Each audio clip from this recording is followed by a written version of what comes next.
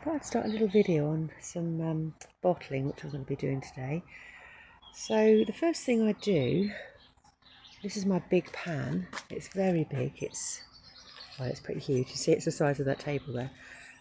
But in the bottom of the pan, before I do anything, I put a tea towel, and that's folded over. That's wet, just to make it easier to fold it, and so that when you put the water in, it stays down. And that's so that when you put your jars in, they're not directly touching the heat source on your cooker, otherwise they could crack. So that's how I start. I'm going to do this video in little kind of stops and starts really. So I will then top that up with some water later. I'm just waiting for some water to heat up, and I'll put some water in. So today what I'm actually going to be bottling is some pears. Now I usually just do these in water, and I will do some another day in water, but today I'm doing some with a syrup, which I don't often use because I don't often do sugar, but this is just going to be a honey syrup. So my syrup's over here, and this is just 4 cups of water and 1.5 cups of honey, and I'm just heating that up to make a nice syrup. We're heating it to the boil, and that's going to be added with some amaretto to my pears. So this is the reason why I'm doing a syrup one for this, because the amaretto pears are actually quite delicious. I've done them before, and most of my fruit I just bottle in water, but this is quite a bit of a special treat that I do for winter. So I'll come back to this later.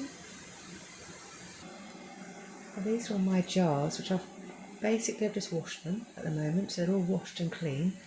And then I'm sterilise them. You can put them in the oven if you want to sterilise them, but I just pour boiling water in. I find that easier for me.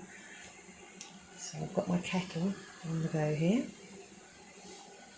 It's a bit sunny in the morning. The sun shines through here, which is really lovely, but it's quite hard to see. So I'm just going to let my kettle boiling now. So all I do is just pop the water in. There's never enough water out of one kettle to do all the jars, so I just keep moving them between the jars. Now,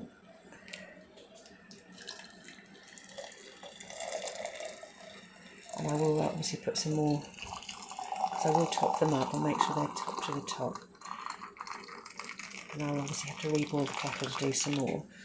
But the initial ones, before the water cools down, I tend to just top them up like that. Just keep filling them up.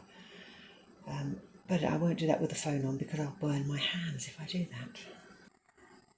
So obviously, as well as doing your jars, you must do your lids as well. So I just have them all up like this. I won't use all these jars. And they're all different sizes, and they really are just old jars, I say. But they're not any special jars. They're not all kilner jars or anything like that. It's not like high pressure canning where you do need to have strong jars. These are just old jars I've used, so they could be honey jars, they're mayonnaise jars, peanut butter, things like that. As long as they have metal lids. Mustn't use plastic lids, they won't seal properly. Okay. So I'm now going to put some pears in some jars. I'm sorry I don't have a special tripod thing. My daughter might come and help me later. We're doing some better filming. So just going to put the pears in the jars. I haven't cooked these pears. Some recipes tell you to cook the pears before you put it. I don't. They don't need it really, because they're going to be in the water bath for ages. So you're just going to pack them in. And you're going to make sure you leave a bit of headspace at the top, usually about 1/4 of an inch. I'll leave a little bit more, just don't want them to. There we go, and that's about right. So I hope you can see that right.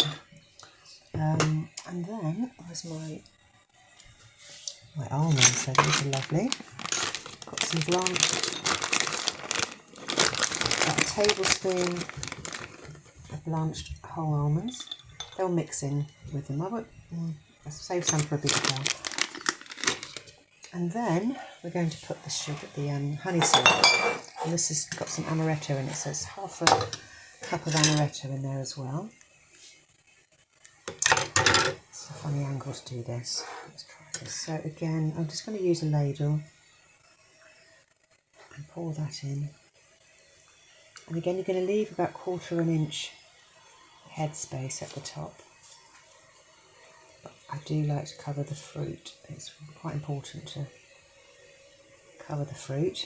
And then I just kind of move it around with this end of a spoon just to get rid of any bubbles so they're packed in there nicely. So I prepared these pears last night, and I did plan to do them last night, and I put them in water, which is why they're a bit softer, not in hot water, just to soak. But then it got too late and I fell asleep. I was so tired. So that's why they're a little bit softer, but they'll be fine. So there you go. That's maybe a little bit more syrup in there, just to make sure it's properly covered. That's okay. So that's that jar. I've got all different size jars because I reuse all my jars. I might decide, I might be doing a big crumble.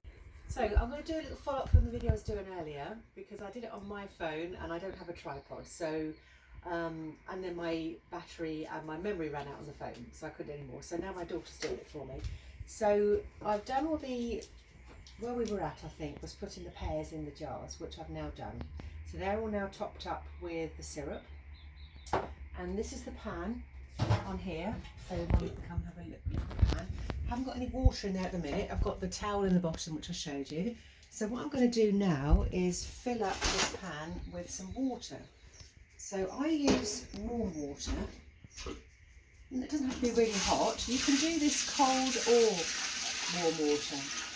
But if you do it with cold water, then you're just going to have to use a lot more energy on your cooker to bring it up to temperature. So I prefer to use hot water. I feel like I use less energy from the immersion heater to top it up, really, than using my gas. So that's what I'm going to do. So what I can do now, while that's topping up, I'll show you. So we're going to get these jars, and you just make sure the lids are kind of hand tightened, not too tight, but they're tight enough. I'm going to put them all in the pan. Do you have a look, Molly, so you can see? So they're all going to stand in the pan like this, and then I'll top up the water around them. Okay. You might want to look in there because you might better see. Okay. So I'm going to fill up, and I make sure that they go on the towel, because otherwise, if they touch the bottom of the pan, the heat from underneath could crack the jars, and we don't want that to happen. So as I said earlier, on this occasion I've actually made a syrup. I don't usually make syrup. I usually just bottle all my fruit in water. I'll do that another day. But because I just happen to be doing pears today, I really wanted to do it with this lovely honey and amaretto syrup, because I've done it before and it's delicious. I did that little tiny one, especially for you, because Molly, because I didn't have quite enough. It was a bit too much to fill the jar. And we're a big fan of the good life, aren't we, Molly? And we love that. And there was an episode in that where she had one tomato left at the end, didn't she? And she put it in a jar, which was really funny. And I said, oh, I'm not going to do that. And then I had this teeny tiny little jar. And that's gone in there. You should use that really small one. A really small one. Yeah, there is a really small. It was about 1 inch. Yeah, that's really tiny. So now what we have to do is make sure the water, so I've got some more water in here.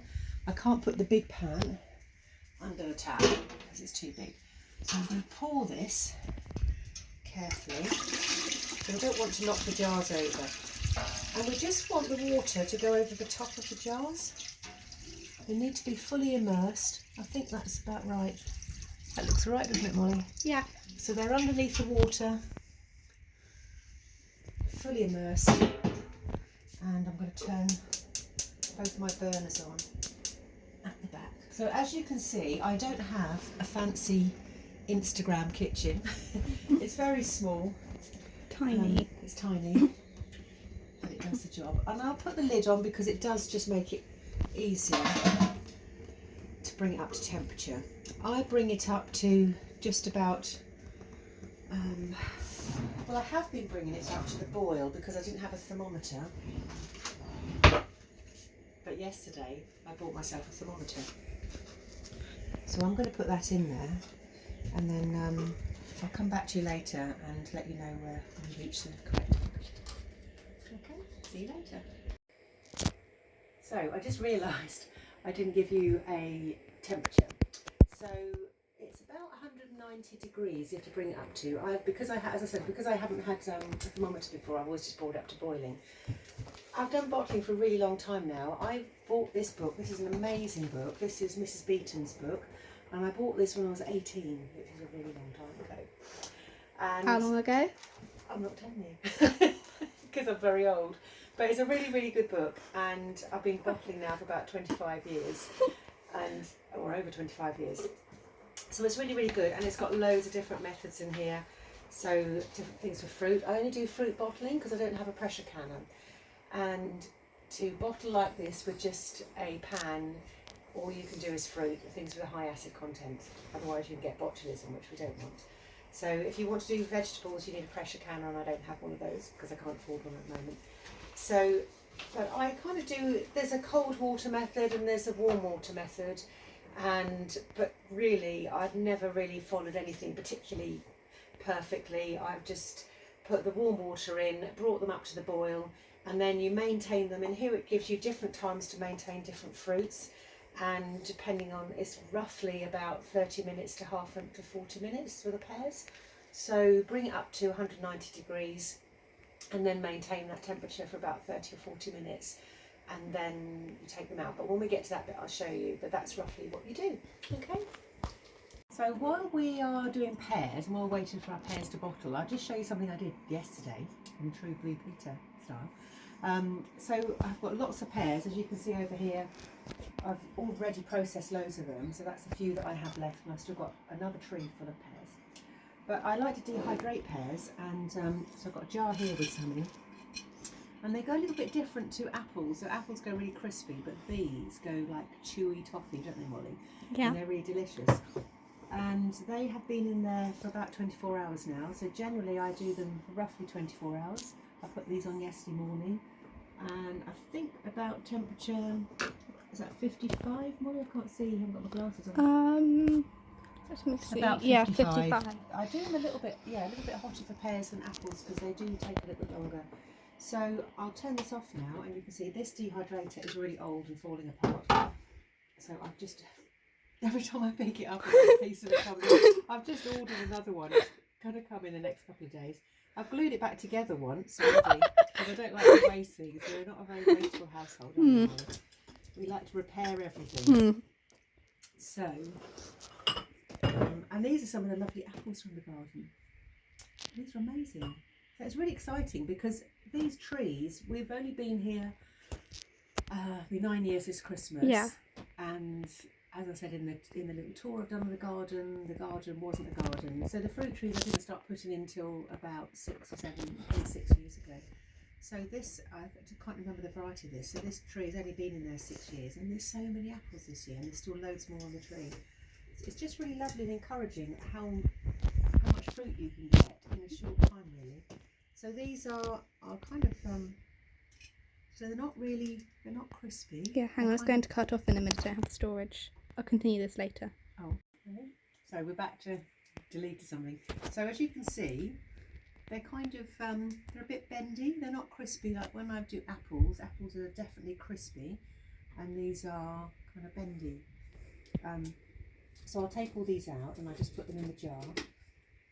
But what I tend to do is, and I'll put the lid on when they're all in there, but I won't put these on the shelf yet because I like to just keep an eye on the jar, because what you want to make sure is that if the jar starts to steam up, then you know you haven't got them dry enough, and you don't, if you put that on your shelf and you forget about it, then you'll go back to it in a few weeks' time and you'll have mouldy fruit. So just leave it on the table for a few days and just keep an eye on your jar.